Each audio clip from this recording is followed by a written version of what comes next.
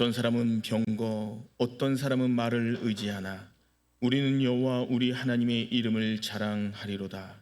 그들은 비틀거리며 엎드러지고 우리는 일어나 바로 서도다.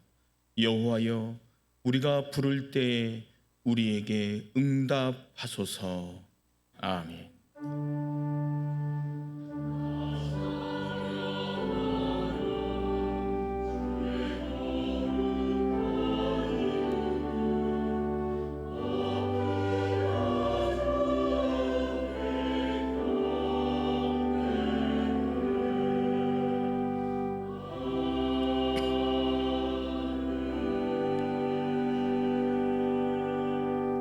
하나님의 말씀 함께 봅니다. 마가복음 1장 9절부터 11절까지의 말씀입니다.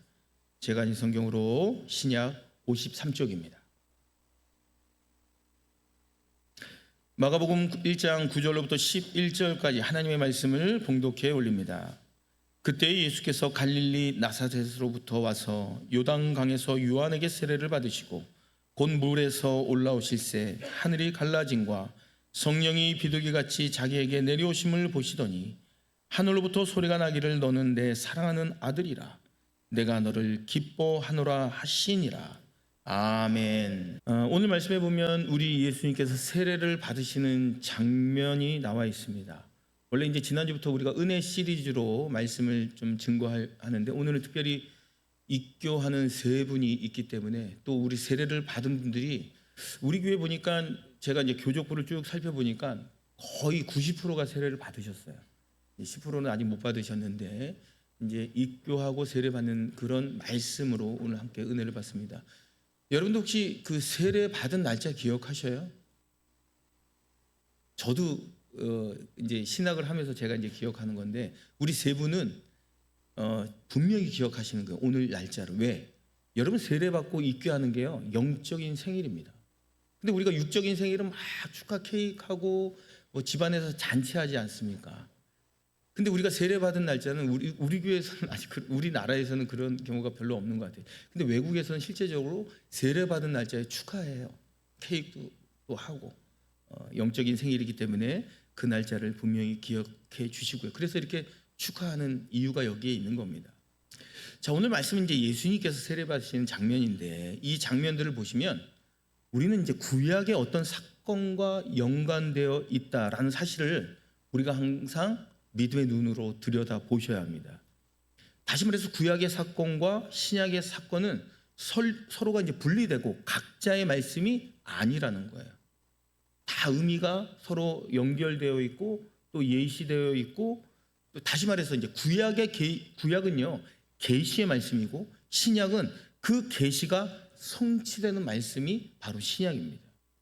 그래서 항상 이런 관점으로 우리가 성경을 깊이 들여다보시고 그렇게 하셔야 되는데 근데 중요한 생각이 하나가 있습니다. 신약을 보실 때마다 이런 장면과 사건을 바라보실 때 그러면 이런 사건, 이런 단어, 이런 거는 과연 구약의 어떤 모습으로 예언되어 있고 구약의 어떤 계시로 되어 있는가 이런 관점으로 항상 보셔야 한다는 겁니다. 자, 그러면 오늘 성경에 예수님께서 세례 요한에게 물세례를 받으시는 그 장면이 나옵니다. 자, 그러면 이 장면이 과연 구약의 어떤 장면과 과연 유사하고 구약의 어떤 장면으로 계시하고 있고 구약의 어떤 장면으로 예언되어 있는가라는 것을 우리가 살펴봐야 됩니다. 자, 그것은 바로 구약의 제사장들이요 언약궤를 메고 요단강을 건너는 그 장면이 연상되어야 합니다. 다시 표현합니다. 구약의 제사장들이 광야 생활 40년을 마치고 언약궤를 메고 요단강을 건너는 그 모습을 우리가 연상하셔야 된다는 거예요. 여기서 언약궤가 무엇을 의미할까요? 여러분 그 언약궤는요 하나님의 법궤를 의미하는 거 아닙니까? 그 법궤 모양은요 이제 PPT를 한번 보시죠. 맨 위에 이제 시온자가 있습니다. 천사의 모양을 한 두 명의 그룹이 서로 마주 보도록 금으로 만든 그 형상입니다. 그 법궤 위가 시온자의 뚜껑인데 그 부분에 어린 양의 피를 붓습니다. 자, 그렇게 하면 대속죄일에 이스라엘 모든 백성들의 죄를 사해달라고 이제 하나님께 기도를 했다는 거예요. 여러분, 그 언약궤에 제사장들이 요단강을 건널 때 메고 갔던 그 언약궤가 바로 예수님의 죽음을 예표했던 겁니다. 예수님의 피가 뿌려졌던 그 시온자가 바로 예수님의 죽으심을 계시했던 겁니다. 자, 이러한 구약의 예언대로 예수님이 이 땅에 오셨어요. 자, 그러면 오늘 본문 말씀 앞절인 5절, 1장 5절에 보면 요단강에서라고 하는 단어가 있습니다. 우리 함께 마가복음 1장 5절 합독해봐요. 시작.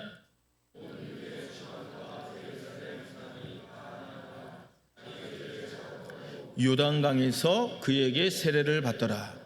여기서 이제 요단강이라고 하는 이 단어는요, 원문에 보면요, 몸의 일부가 강물 안에 들어가 있는 상태라고 뜻하고 있어요. 그 의미를 이야기하고 있어요. 자, 그런데 오늘 본문에도 요단강이 등장합니다. 1장 9절에 나와 있는 이 요단강에서의 원문은 5절의 요단강에서와 달라요. 1장 9절 우리 다시 한번 합독해봐요. 그때 시작. 그때 예수께서 갈릴리 나사렛부터 와서 요단강에서 요한에게 세례를 받으시고, 똑같은 요단강에서라는 단어이지만 이 요단강에서 단어는 5절과 9절의 원문 자체가 달라요. 이 9절에서 말씀하는 요단강에서라는 원문을 살펴보니까요, 몸 전체가 완전히 강물 속에 잠겨있는 상태라고 말하고 있습니다. 원문 자체가 다른 거예요. 자, 그럼 이것은 어떤 의미를 가지고 있는 것일까요? 완전한 세례, 완전한 죽음을 의미합니다. 예수님께서 왜 이런 완전한 죽음이라는 단어를 사용한 이유가 무엇일까요? 여기에는 의미가 있습니다. 죄 없으신 예수 그리스도가 죄인의 가죽을 뒤집어 쓰고 사람으로 이 땅에 오셔서 회개의 세례를 받으셨다라는 의미입니다. 물 세례를 받으셨다는 의미가 뭐예요, 여러분? 우리가 이제 문답을 하면 이 질문을 하거든요. 우리 세 분은 이제 성실하게 답을 잘 했는데, 신실하게 이 세례를, 물 세례를 받았다라는 의미가 죄인으로서 죄 씻음을 받았다라는 의미 아닙니까? 그래서 이 죄인의 가죽을 뒤집어 쓰고 사람으로 오셔서 요단강에서, 이 말은 완전하게 죽으셨다라는 거예요. 십자가에서 죽으실 것을 벌써 이미 또한 이 요단강에서 예표하고 있는 겁니다. 자, 그러면 도대체 예수님의 이런 세례를 받으신 것이 이 시대를 살아가는 나와 도대체 어떤 관계냐는 거예요. 나와 무슨 관계가 있길래 이 예수님이 받았던 세례와 내가 받았던 세례는 무슨 관계가 있느냐?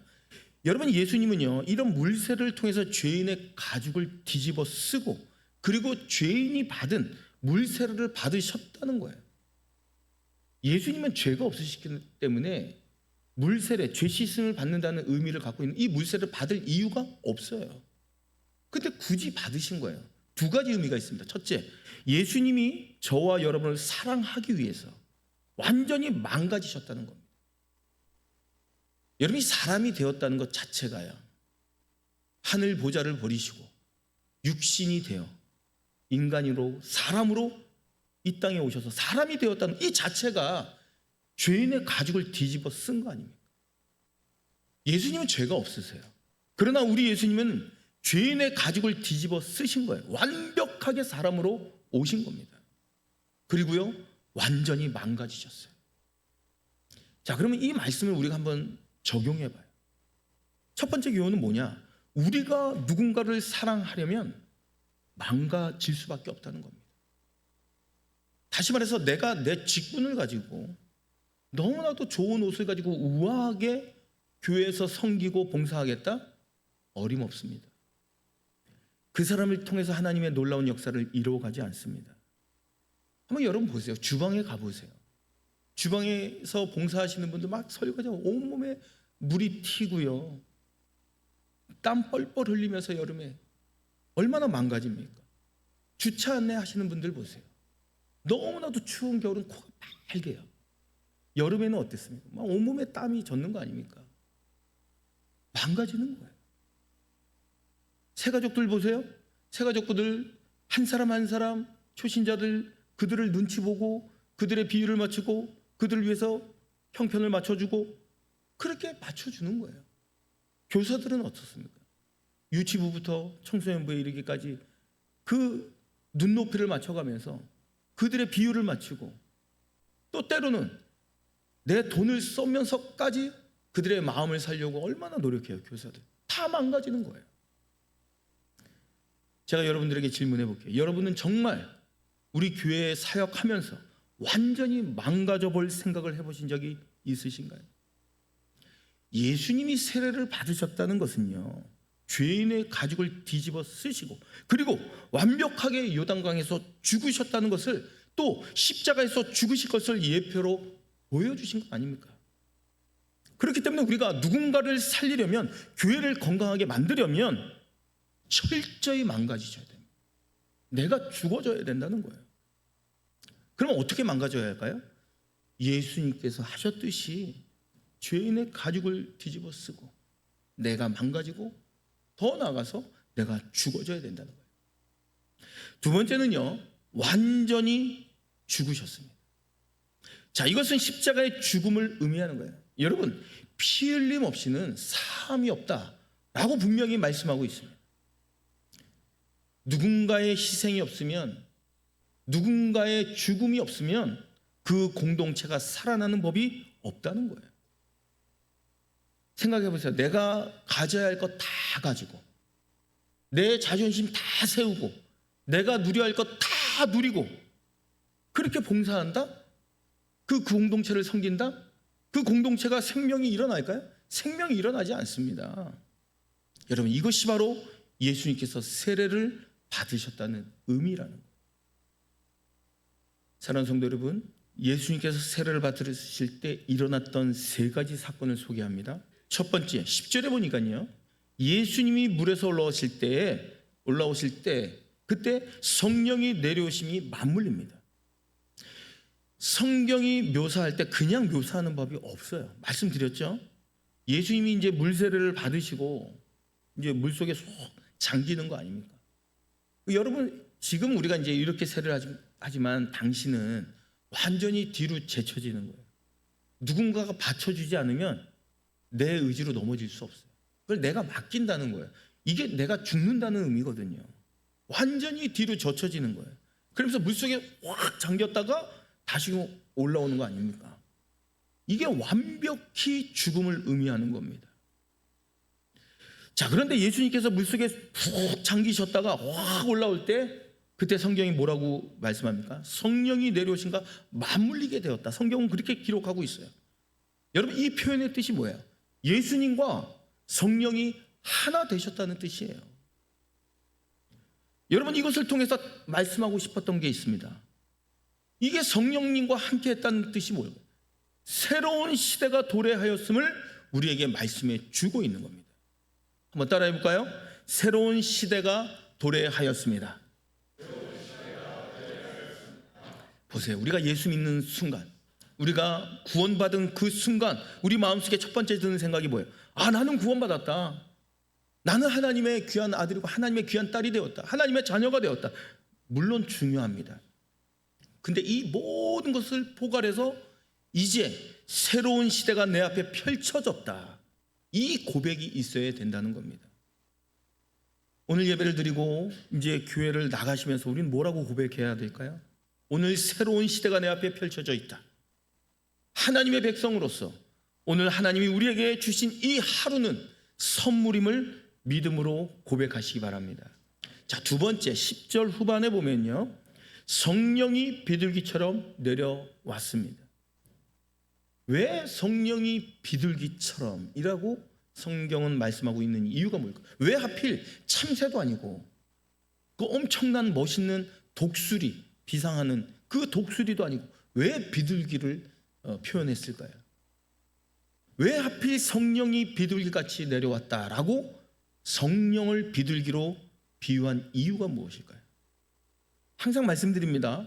신약에 나와 있는 그 문장과 단어는 항상 구약에 이미 나온 단어이면서 아니면 예표가 있다는 거예요, 구약에. 그럼 구약의 비둘기를 한번 생각해 봐요. 어떤 내용이 있어요? 구약의 비둘기 가장 대표적인 게 노아 방주 때 모든 심판이 끝나지 않습니까? 그때 구원받은 백성들이, 노아의 가족들이 이제 땅이 말랐다라는 것을 확인하기 위해서 노아의 방주에서 내보낸 짐승이 뭐예요? 비둘기잖아요. 그 비둘기가 막 이렇게 날아다니다가 어떻게 해요? 잎사귀를 물고 들어옵니다. 그 말은 뭐예요? 잎사귀를 물고 들어왔다는 것은 이제 땅이 말랐다는 거고, 또 이제는 새 땅이 되었다는 의미예요. 새로운 땅과 새로운 시대가 열렸다라는 것을 이 노아의 방주에 있는 노아의 가족들에게 누가 알려준 거예요? 비둘기가 알려준 겁니다. 비둘기가 날아가지 않았더라면, 잎사귀를 물고 오지 않았더라면 이 땅이 말랐는지 확인할 길이 없어요. 다 닫혀 있는 상황이니까. 보십시오. 저와 여러분 안에 예수님께서 세례 받으실 때 성령이 비둘기처럼 임했다는 것은 예수님의 공생애가 이제 새로운 시대와 새로운 땅이 되고 새로운 시간이 되었다는 것을 알려주는 겁니다. 여기서 중요한 단어 새로운 땅이라는 단어입니다.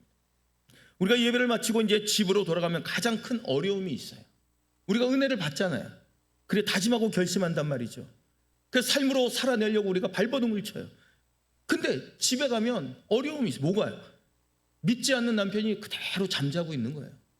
그리고 내가 속해 있는 공동체, 직장에 나가도 변화된 게 똑같아요. 없어요. 아무것도 없어요. 나에게 상처 줬던 그 상사는 똑같이 또 같은 말을 할 거예요. 그러면 거기서 우리가 실망을 해요. 나는 은혜를 받고 난 새 시대가 열렸다고 생각하지만 내가 머무는 이 땅은 옛날 땅이구나. 그냥 옛날 땅이구나. 이 내 가정은, 내 직장은 그냥 옛날 땅이구나. 그렇게 절망할 가능성이 높다라는 거예요. 그런데 성경은 그러지 말라는 거예요. 왜? 그 땅을 살아가는 여러분이 이미 새 사람이 되었기 때문임을 믿으시기 바랍니다. 그래서 우리의 현실이 아무리 헌 땅이지만, 옛날 땅이지만 변화된 우리로 말미암아 내가 걸어가면 그 땅은 새 땅이 될 줄로 믿습니다. 그래서 우리는 뭐라고 그래요? 하나님, 제가 새 사람이 되었습니다. 이제 내가 들어가는 땅은, 내 가정은, 내 직장은, 내 사업장은, 내 공동체는 새로운 땅이 되기를 원합니다. 누구로 말미암아? 나로 말미암아. 여러분, 이게 얼마나 귀한 고백입니까? 그래서 예수 믿는다는 의미가 이런 의미예요. 여러분, 새 시대가 도래되고 새 사람이 된 사람이 들어간 곳은 그 사람으로 말미암아 새 땅이 된다는 겁니다. 그것을 주님께서 말씀해 주고 있는 거예요. 우리 예수님께서 세례 사건을 통해서 예수님이 새로운 땅을 만드시고 새로운 통치, 새로운 하나님의 나라를 구현하실 것임을 주님께서 보여주고 계신 겁니다. 자, 이제 세 번째 사건을 말씀해 줍니다. 11절 우리 함께 합독합니다. 시작.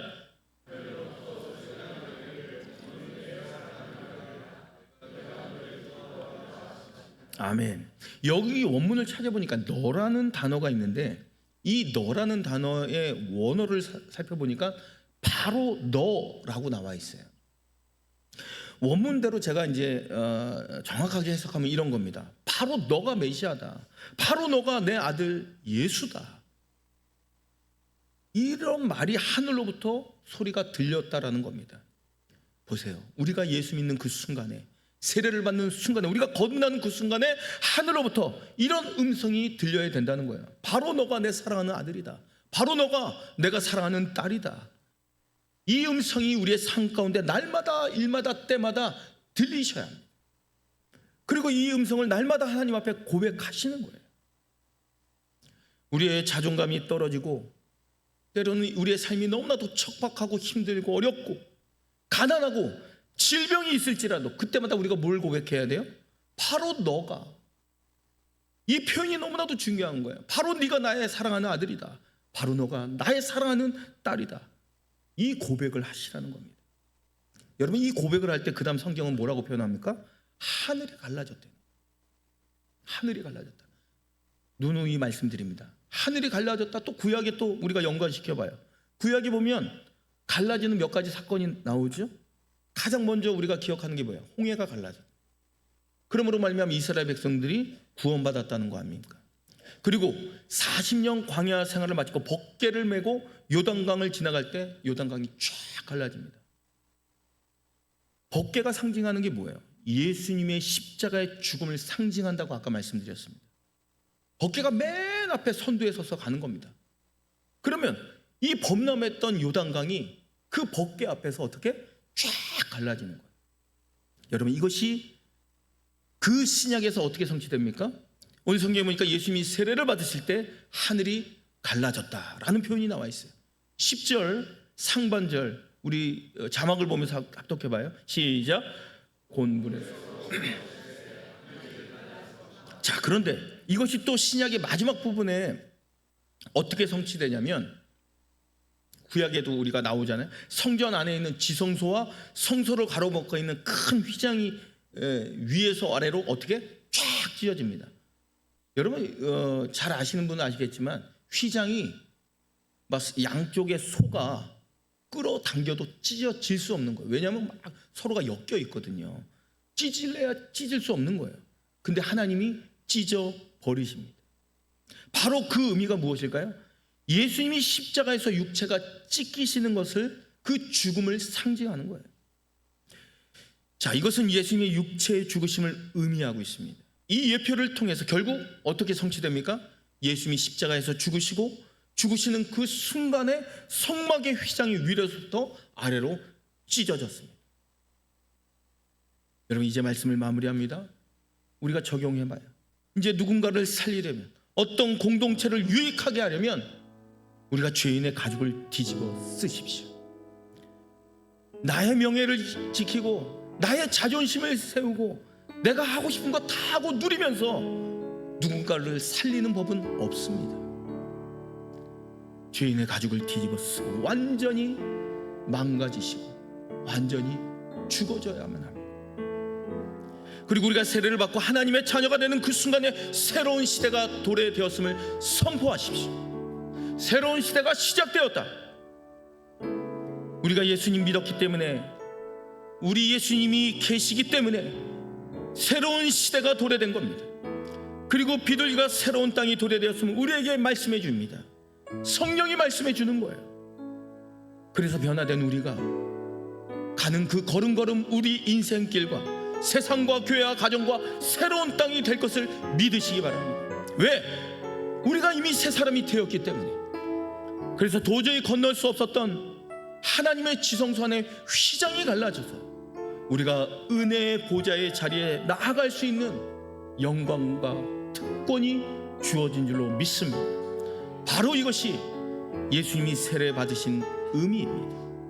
이런 의미를 가슴에 품고 오늘도 내일도 우리의 삶 가운데 이런 의미를 이루며 누리며 살아가시기 바랍니다. 주신 말씀 부여잡고 우리 함께 기도합니다. 죄인의 가죽을 뒤집어 쓰고 완전히 망가지고 완전히 죽음으로 말미암아 우리의 가정이 살고 교회가 살고 이웃이 살고 공동체를 살리는 하나님의 자녀가 될 수 있도록 이 시간 통성으로 기도합니다.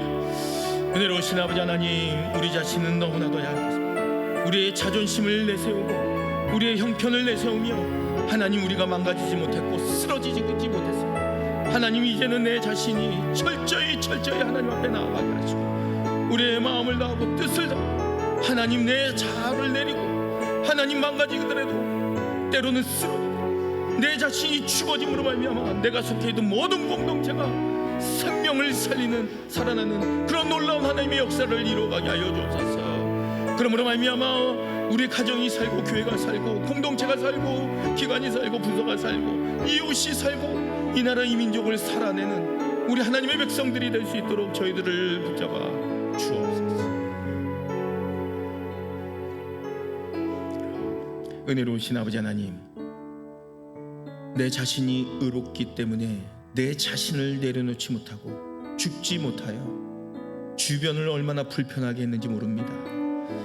이제는 예수님이 우리를 위해 죽어주신 것처럼 우리도 공동체를 위해 이웃을 위해 완전히 죽어짐으로 말미암아 하나님의 자녀로서 새로운 시대를 열어가는 저희들의 삶이 되게 하여 주옵소서. 거룩하신 예수 그리스도의 이름 받들어 간절히 기도 드리옵나이다. 아멘.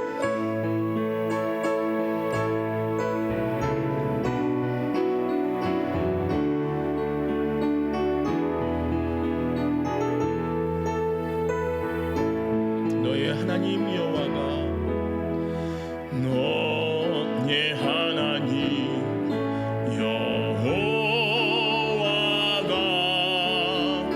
너의 가운데 계시니 그는 구원을 베푸실 전능자시라.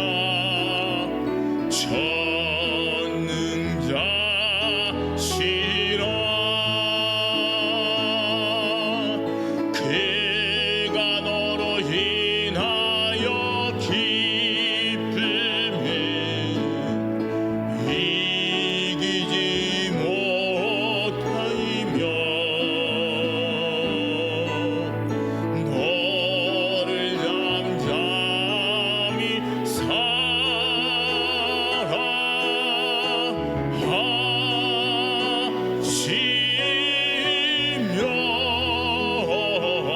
사랑하시며 즐거이 부르며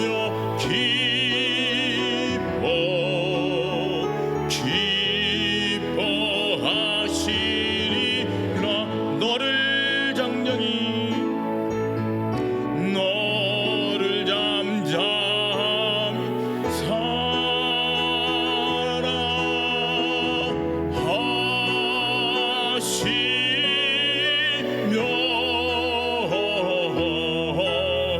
즐거이 부르며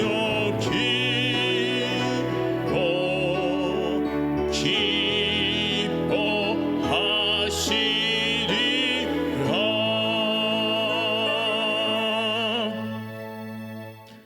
내 자아가 완전히 죽어짐으로 내가 속해 있는 모든 공동체를 살리고 하나님의 자녀로서 새로운 시대가 도래되었음을 믿음으로 선포하며 살아가십시오.